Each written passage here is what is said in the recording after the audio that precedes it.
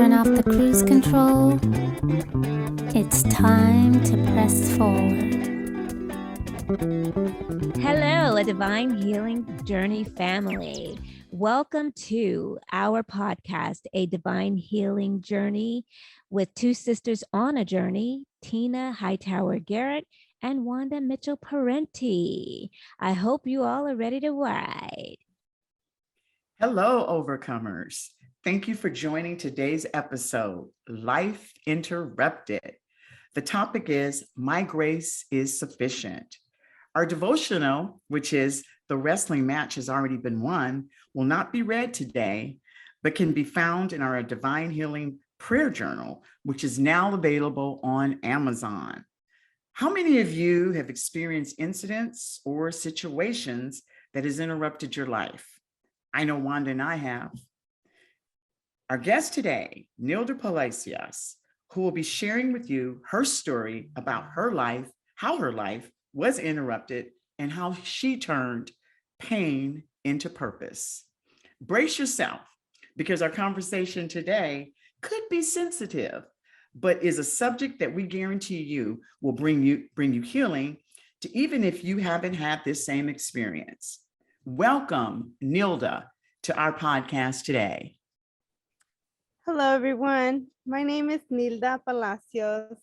I'm 40 years old, and 4 years as of today, free.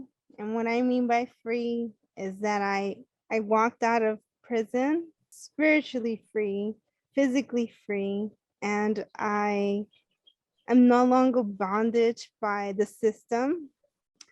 I'm going to tell you guys a little bit about how I got myself involved in the system in the beginning and how I was interrupted and how I wanted to always be involved in God's life. Somehow it would be interrupted by other things. So growing up, I was living with my mother and in a household with my brother, who's 7 years older than me, and a younger sibling, my youngest sister. She was a newborn, and I was the middle child. And in that household, my mother was a single parent, and she used to work double shifts. And so I had to take like the responsibility of, playing the sibling, but also caregiver. And I took on like responsibilities my brother did as well, taking care of me and my youngest. So being the middle child and my brother taking a full responsibility of taking care of us, and my mother working a double shift, she would leave us alone a lot. And by her leaving us alone a lot, she would, the majority of time, we would be left with my stepfather, and that would expose me to a lot of, sexual abuse. So, and a lot of times that I would bring these issues to my mother would be like, what type of attention are you seeking? You don't understand. This could bring more problem to the home. So then that created a tension of keeping secrets in the family, in which I started to suppress. And in order to be telling the truth, I started to learn how to sort of manipulate the truth to a lie. Like, no, okay, I'm not going to be able to tell the truth no more. I'm going to start lying about everything that's happening in life, because when you tell the truth, no one ever wants to listen. But when you start telling a lie, you got everyone's attention, And so at some point, home wasn't a security for me no more. My goal was, I need to go to school, I need to get out of here, and I need to go somewhere else. So I started investing in school. And pretty soon I was a person that I went to school from 6 in the morning and started taking extra additional classes, We went through CPS. And then they ended up taking us away from home because, you know, the lack of my sleep, the lack of my academics. I started like really fluctuating in school. This was during middle school. And so when they realized that something was not correct happening at school, they made a course, a report, and they took me and my sister away from home. My brother wasn't included because he wasn't like a documented child, like he wasn't part of the United States, so they really couldn't involve him. Plus, he didn't live at home no more. He had like left the home, and he was like fed up with the same, like the abuse. He was physically abused. My mom would mistreat him a lot and stuff. So he left. He started on his own. And it was really difficult because, you know, we didn't really have the example, the role model of a mother figure or the role model of a father. So 2 years in the system, our mother started getting into our minds and saying, if you really, this is what she told us, plain and simple. I can have more children, but you will never have another mother. So if you want to come back home to me, this is your options. You need to say things are back to normal, or you can just stay where you are and being in a foster care. You know, so this was a really challenge for a 7-9-year-old child, that it's like, I don't want to lose the only parent that I know, you know, and it's really scary when you're facing challenges with the court system and stuff like that. So I went back to lying. Hey, everything's normal. Everything's okay. I want to go back home. You know, let's just go back home. We want to go back to dad.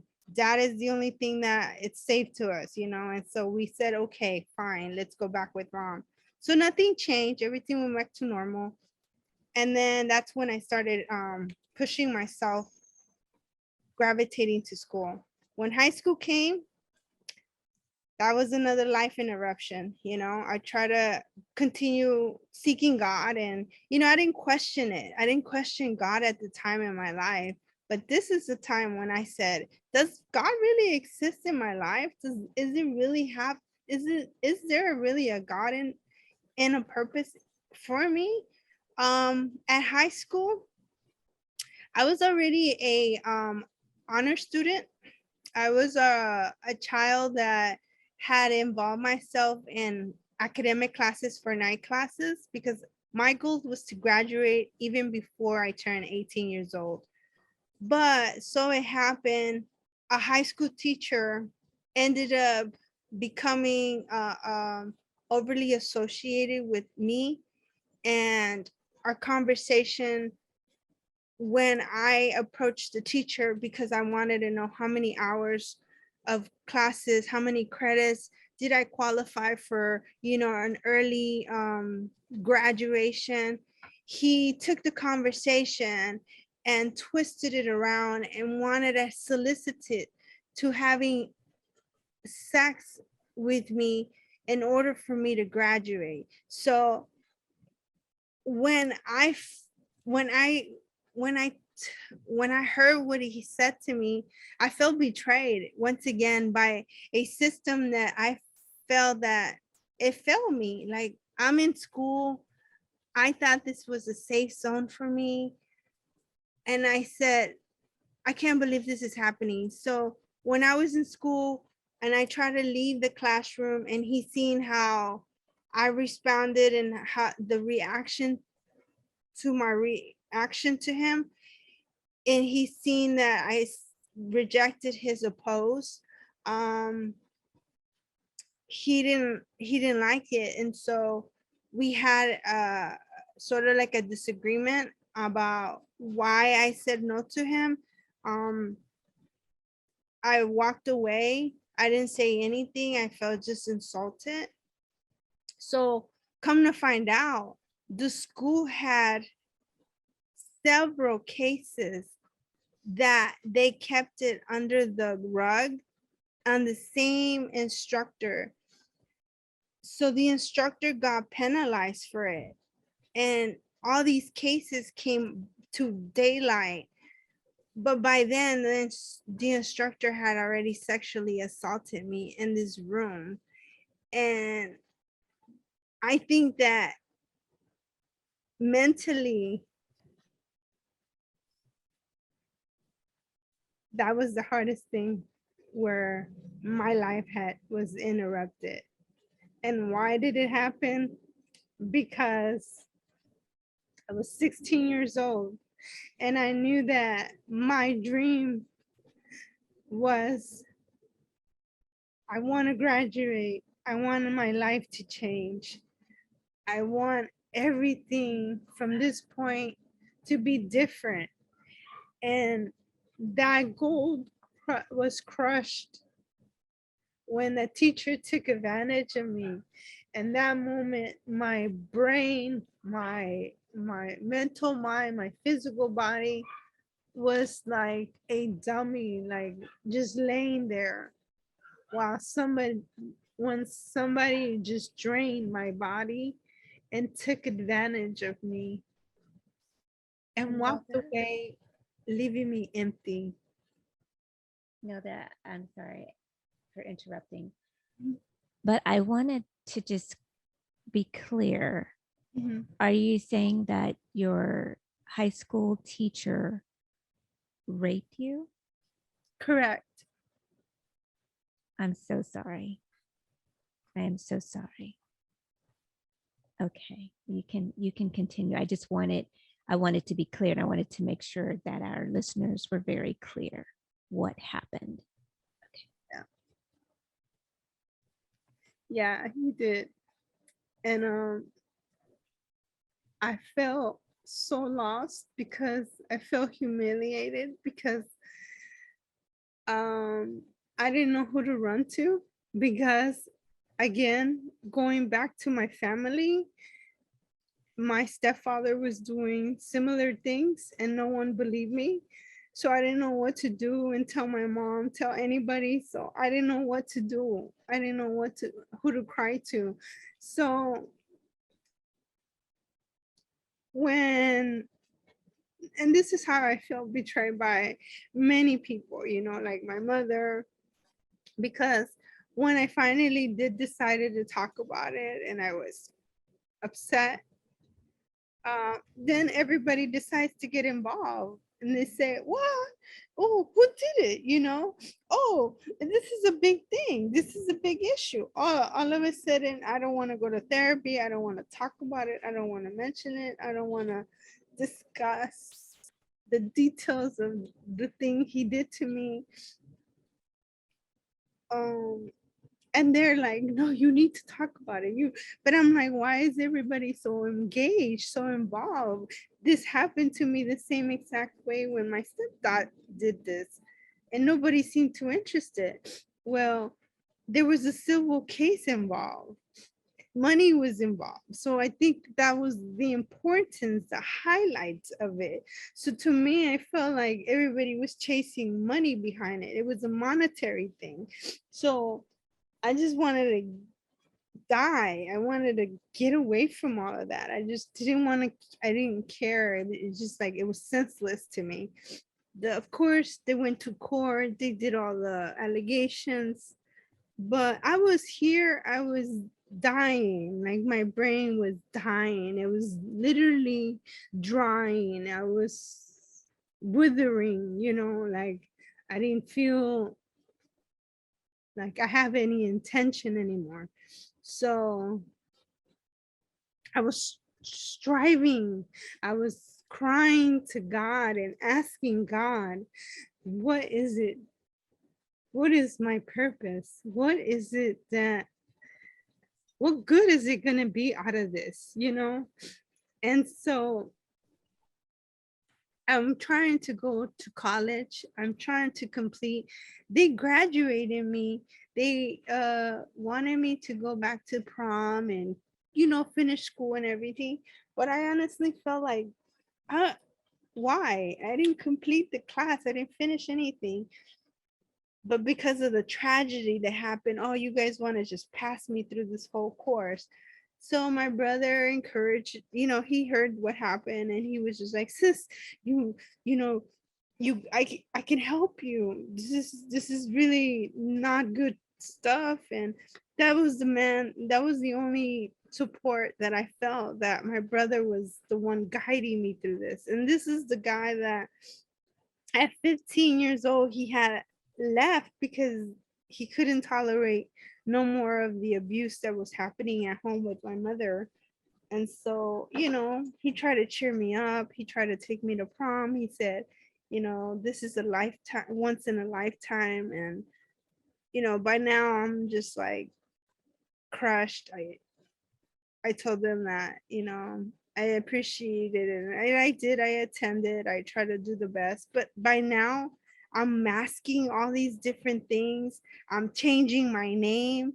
I'm no longer calling myself, my name is Nilda. I have a different name. I go by Emily, like I'm totally different personality, because I'm becoming ashamed of that person that the media is talking about. I don't want to go back to school, and it's really difficult to face that world again, And at some point, 6 months, this is how fast life changed for me. 6 months, I got into an abusive domestic relationship. Someone who promised me that I don't have to deal with no more abuse, no more rape, no more. They promised me a nice home. They said this is going to be a sanctuary for you. And it's all lies of the devil. And they said, and you don't have to worry about thinking about those nightmares anymore. I got a medicine for you, and it's called drugs. I didn't know what drugs was. I didn't know what cocaine was. I didn't even know that mixing alcohol, because I started becoming an alcoholic, because all I wanted to do was numb myself so that I didn't have to replay that video, and continue drinking, continue using cocaine, and only to get into another prison. And I don't refer to an institution, but a prison of the mind, to be controlled by another man, to tell me I couldn't do this, I couldn't wear this, I didn't know what a relationship was. I was becoming the exact image of my mother. Everything that I never wanted to be. At the age of 17, I was already a hostage, a woman of survival that became involved with domestic violence. And in being in this relationship with this man who I thought had told me, oh, my name is such and such, I'm this age, all fake.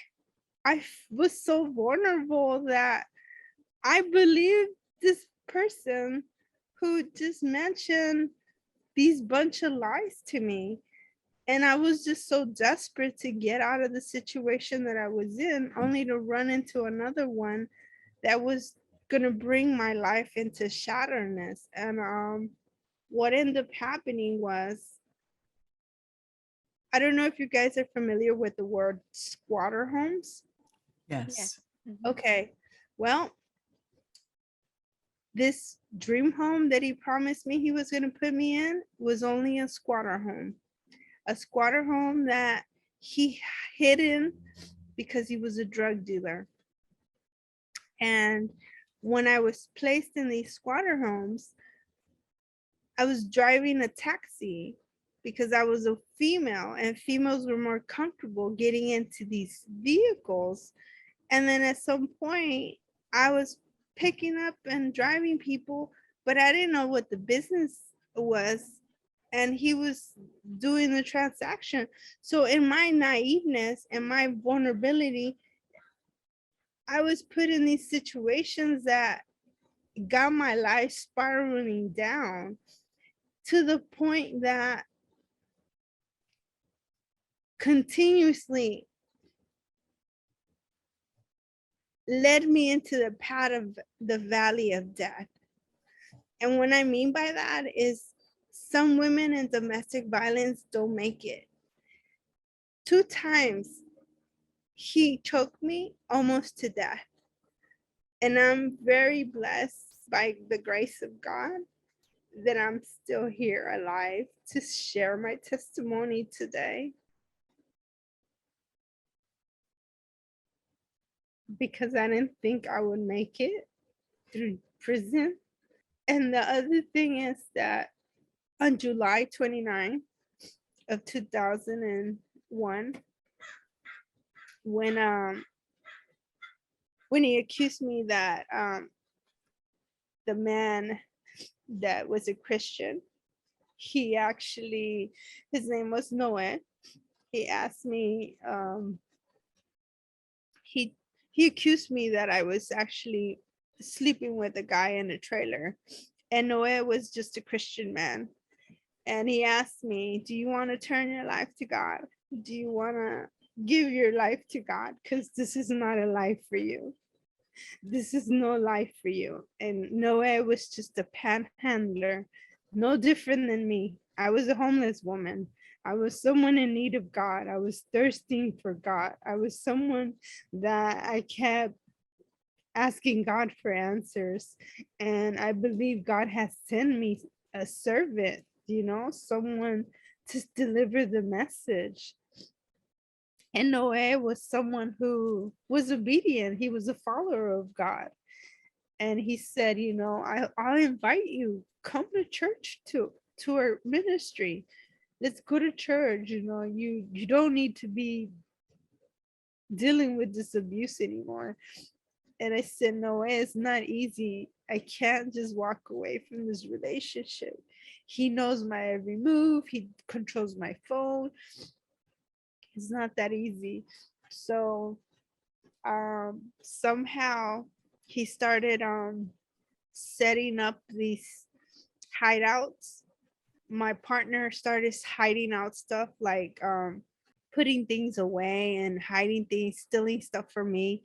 And then he started coming and accusing me, just telling me, are you sleeping with this Christian man? What is going on between you two? You guys are spending too much time. And we're literally just trying to do Bible study. We're literally are just trying to find a way to, spend more time with God. The guy was a crippled man. He had polio, and I had enough. I had to the point where I was fed up, and it was gonna be either me or him. And the day that I got arrested, they found 2 ditch holes in the backyard, which meant that my partner at the time had dug 2 holes because he had done 2 barriers. He was going to bury 2 bodies. So I don't know who he was intending to kill, But that night, unfortunately, there was a dispute between Noé and Edwin. That was the name he had disclosed to me. Edwin was the partner. And Edwin kept telling me, it is your fault. This is why this is happening. This is all your fault because you're the reason this is causing all these problems. You brought him into our property. I just try to help Noah. He was someone who was a panhandler. And so I felt that the property stayed alone during the nighttime since we worked during the day. We work during the night? So I had someone that can stay there with me, I didn't feel alone. I had someone I can share the word with. And it turned out that night, because of my invitation to Noah ended up dying. To this day is so difficult to think about hearing the words of a Christian pleading for his life, asking, please don't do this to me. You don't have to hurt me. God loves you. You don't have to hurt me.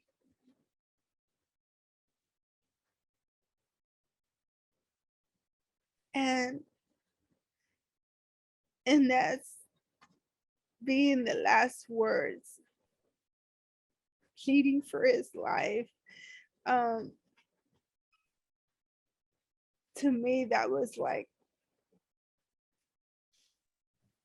very like a moment that I could not seem to understand, that how is this happening so quickly? How is my life being interrupted? When God has sent a servant for me and I'm not able to do much. And then he's looking at me to see what I'm gonna do, how I can interfere with it. It was either me or him. And so I ended up just taking action, and I knew he was ready to hurt me. And so my best thing was just calling for help, and leaving it in the hands of God, and knowing that getting arrested was the best choice.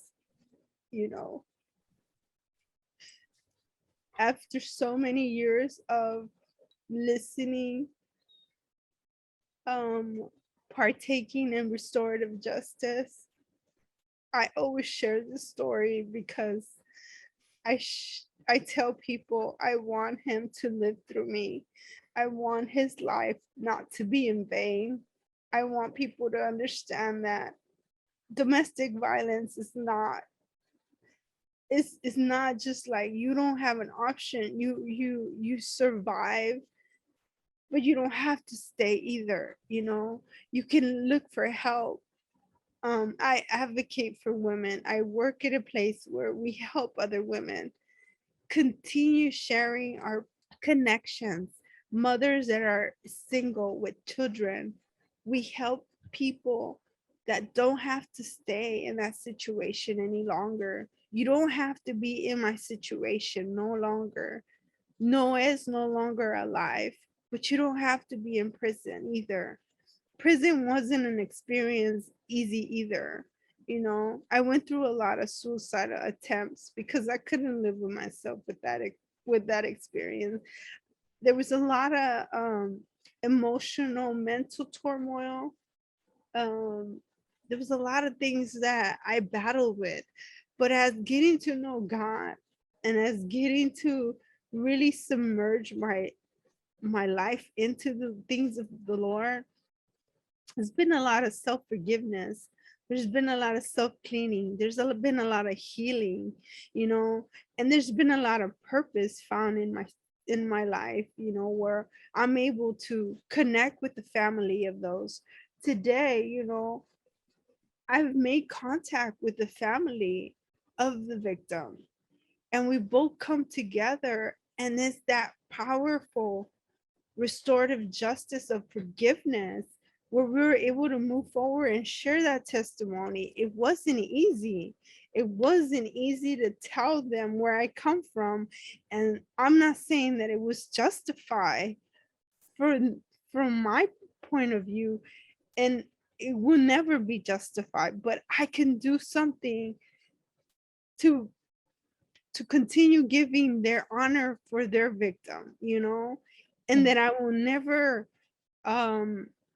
never stop moving forward in giving that second life to their brother, their son.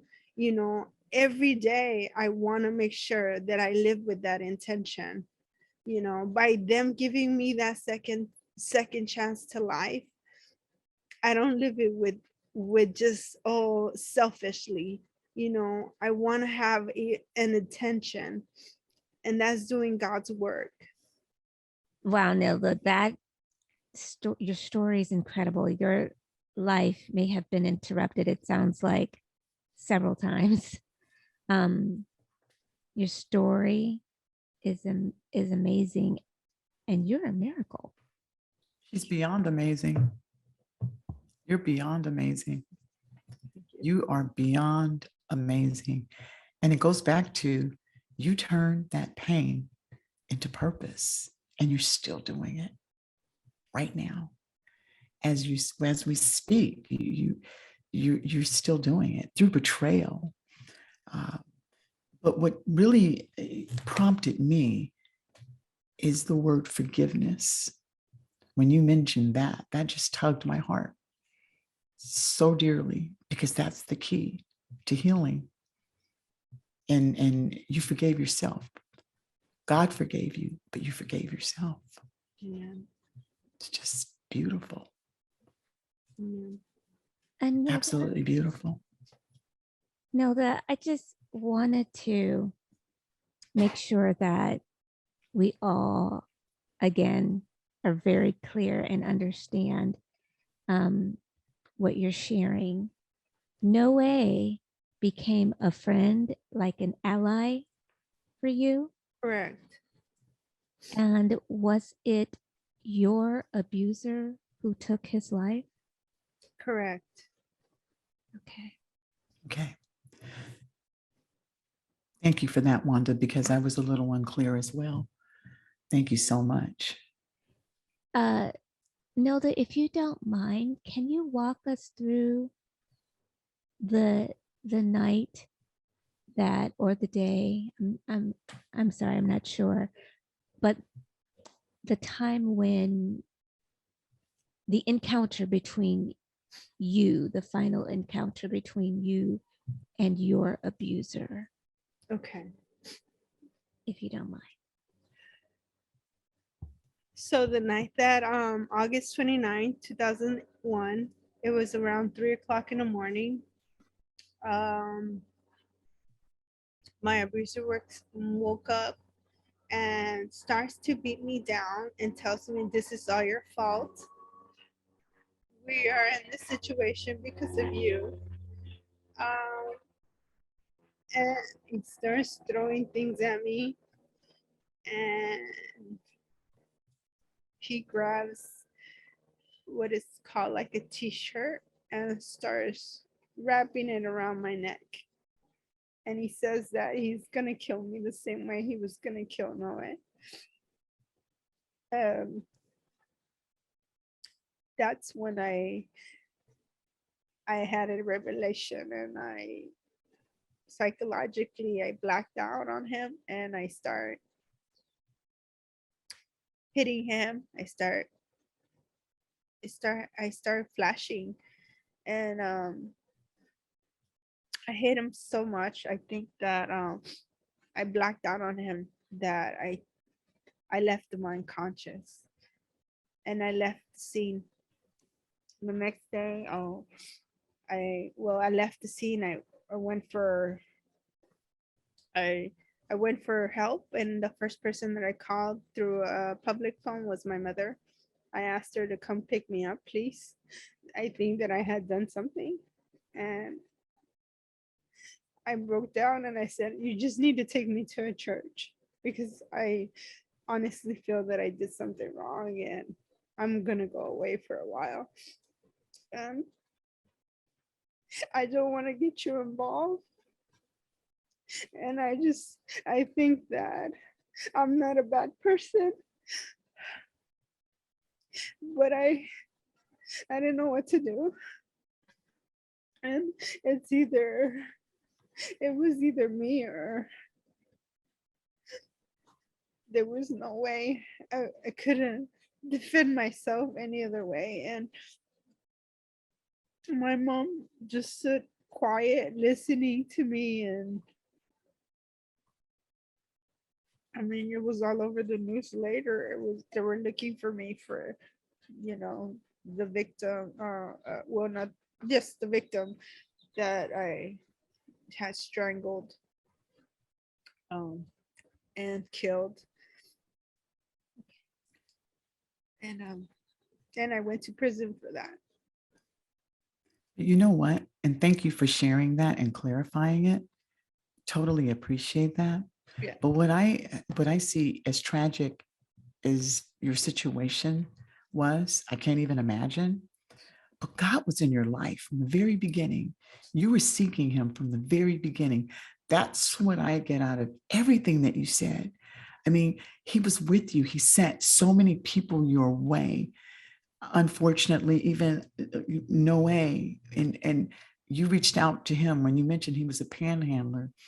I remember when even with Jesus, when he knocked on the door, he was a beggar, but you reached out to him. You didn't look at what this person looked like. He's crippled. You didn't. You had a heart from the very beginning after God. And that same heart is taking you to back to, I know I'm repeating it, you're paying to your purpose because you turned that around. Now you're helping other women that could be might now listening in the same situation that you were in, or they're in the same situation now experiencing what you did experience. What would you say to someone? I mean, maybe to even to be aware of, because you're not naive anymore. Like you said, you were naive. One thing you're not, Nilda, and that's naive, right? Because you are no longer naive, girl. You are telling your story boldly and courageously. You're sharing it. And because of your story, you're healing so many women. But is there something that maybe you could tell a listener right now, if they're in a situation, or what that situation may look like, to prevent it from happening? Because you can't blame yourself because you did nothing wrong.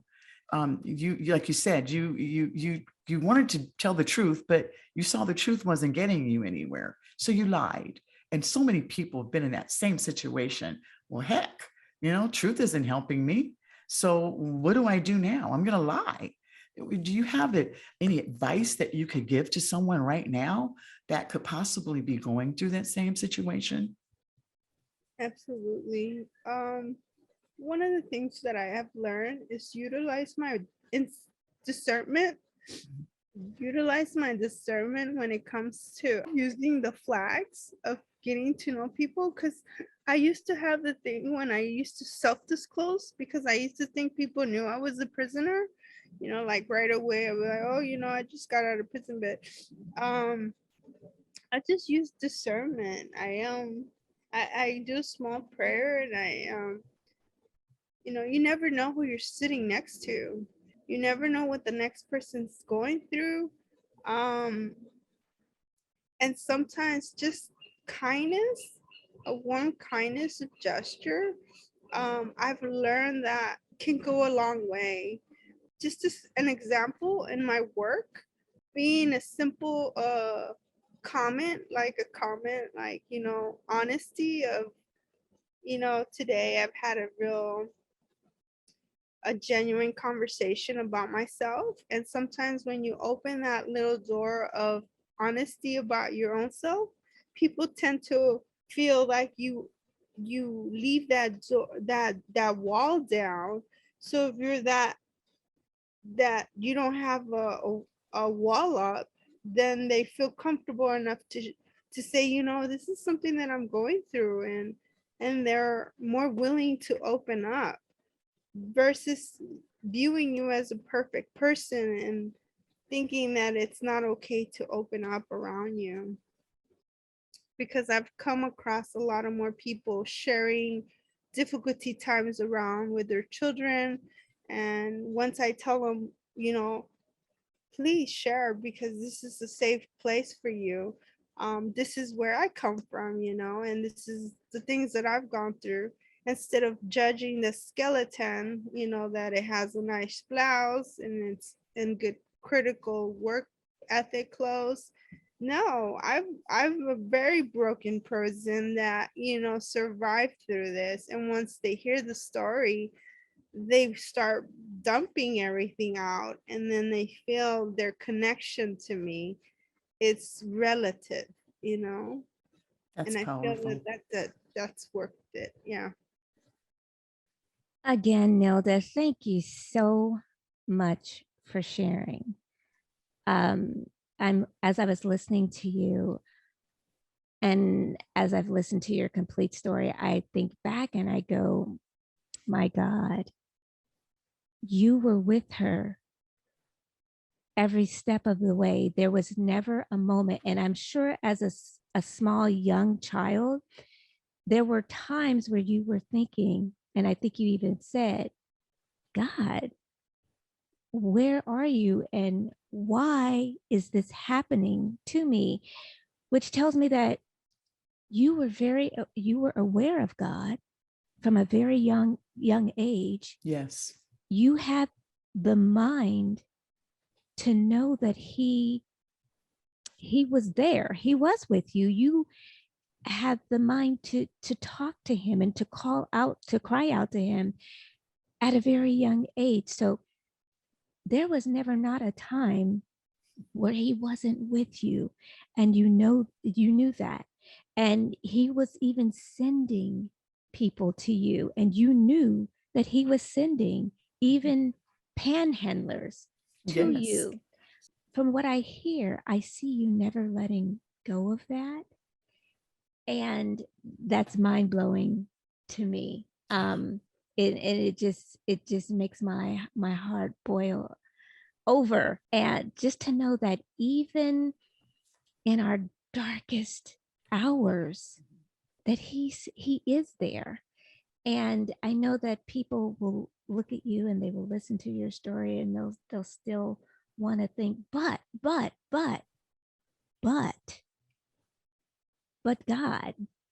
but there by the grace of God go any of us. But God he was always there. He was there with you. He is, if anyone is listening and is going through this or has gone through this, he is right there. And you just said something else so key: discernment. Yes. Discernment. Yes. Discerning his voice, discerning his presence, discerning and knowing that he is God. If we look in the Bible, as you were speaking, I was like, oh my God, like Joseph. Joseph went from his parents' home to the pit, to prison, Mm-hmm. to the palace. Mm-hmm. I mean, That's so and true. and all of it is so that you can do exactly what you are doing right now, turning your pain to purpose. Yes. to Yes. to purpose. Thank you. I can't even thank you enough. But for our listeners, Nilda, I'm thinking about those young girls where there may be a stepfather present or boyfriend of a mother, and they're feeling, and things are happening, and they're feeling like they can't tell mom. They're feeling like they're not going to be listened to and believed or trusted, and they feel like there's no one they can trust. Or that high school student who's in school and something's not right with the teacher who they should trust but cannot Absolutely. trust. Are there any are there any tips or resources that you know of that would be helpful? Yes. And can I interrupt there? Because that's perfect, Wanda, what you're saying. But this also includes, it could be a boy, a male that's in the same situation, because Absolutely. we oftentimes think of girls, that this happens to girls only, but it also happens to boys. So we want to make certain that we're not excluding our young men in any way, because it also includes boys. Exactly. They have San Francisco Unified School District. They have these websites where they can do a report, and they actually do critical report lines. So if the mother or father feels that something suspicious is going on and they don't feel comfortable reporting it directly to the school, they have these websites online where they can go strictly to the district and make a report there, and then they can start an investigation there. And I would take it, and thank you so much for that, that they would remain anonymous. Because a lot of times people are oftentimes they don't want to mention or bring anything up because they don't want the person that's violating them to know in any way. So what you're saying, it's anonymous and it's a safe place. And probably even, thank you for that, because if a person is not in the San Francisco school district, I'm certain that probably other districts, because we could have a listener here who may be out of town in a different state, I'm certain that the other school systems will provide the same service. Absolutely. A lot of the girls that came forward after my case exploded, they were all anonymous and they were confidential. They remained private until they felt comfortable enough to come forward. And that helped as well. Wonderful.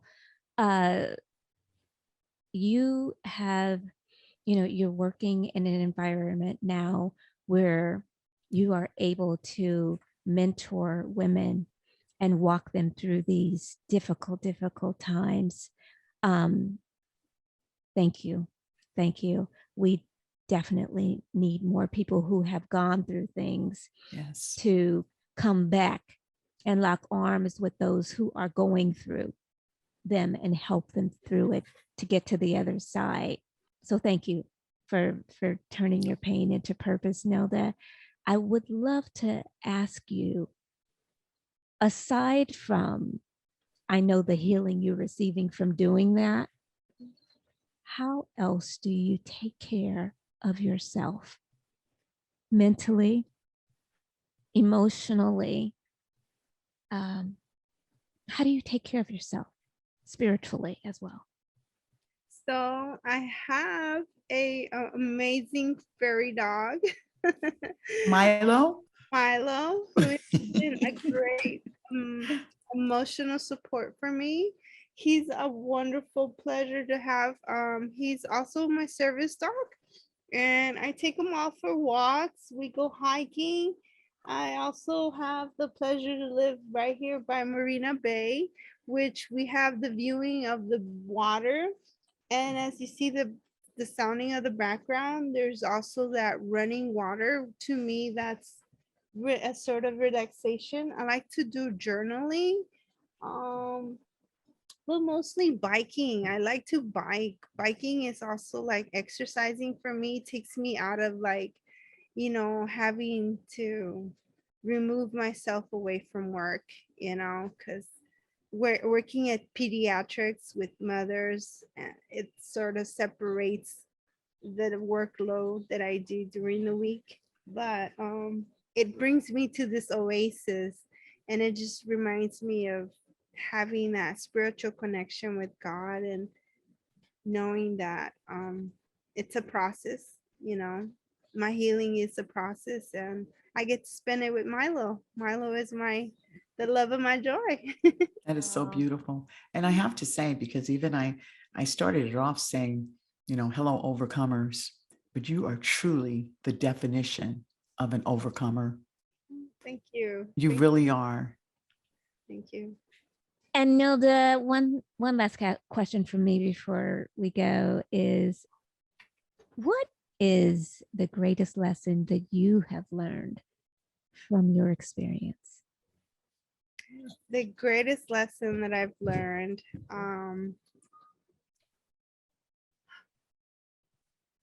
we never stop growing, we never stop growing. And that all of the lessons in life, when I thought, for me, that I questioned it, like, why? To me now, it seems to see like it was just a process of me growing up. I'm actually also celebrating my sobriety, how many years I've had sobriety, how many years I'm embracing the many years of how I'm blossoming. It's like I had to go through all of that filth in order to see the new change in me. So those are the things that I'm seeing that, oh, okay, I see. I'm like, I wouldn't want to go through them again, but God, thank you. I see And you're that. still young. And you're still young. You're Thank still what? You're under what, 39, 40 years old? 40? Yeah. Come on. And you're still young. you. You have another 40 years or more to Yeah. share, which is a blessing. It's a blessing. Thank you so much. Thank you. Wanda, is there anything you'd like to say before we close? Because I tell you, your story it's helped me even in, we're, like you said, healing is a process.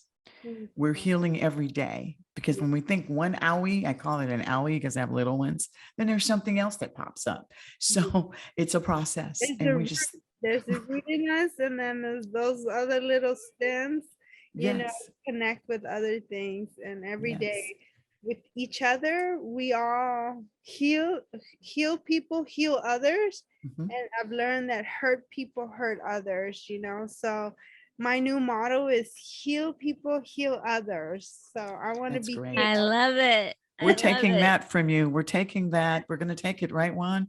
Healing right. people, help others. Oh my goodness. Say that one more time. heal people, heal others. I love it.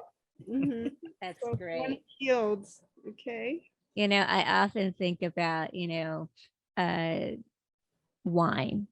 And when we go wine tasting, and you have your wine connoisseurs, and oh, this wine is great, and this wine is lovely. The most amazing wines. We live here in California. I call it California wine country, right? Yeah. But what the grape has to go through to get Oh my God. Right. The to process. that bottle of wine, Yes. right? Crushed. Or for It's my wine. olive lovers, who love olives, my husband, he just puts them on all 10 fingers, and he just eats them off his fingers.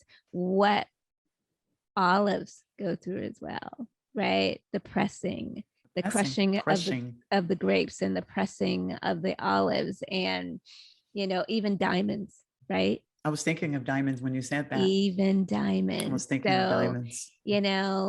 I look at you and I see a diamond. Oh gosh, definitely. A diamond. Keep shining and keep allowing the love of God shine within you. Yes. So that others may see.